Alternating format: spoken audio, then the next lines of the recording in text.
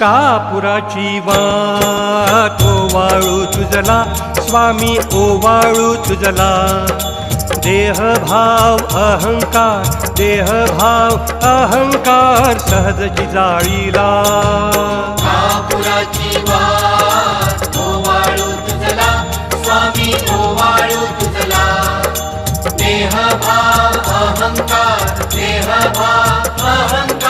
सहजची जाळीला दया क्षमा शांती उजळली ज्योती स्वामी उजळली ज्योती स्वयं प्रकाश रूप स्वामी देखली मूर्ती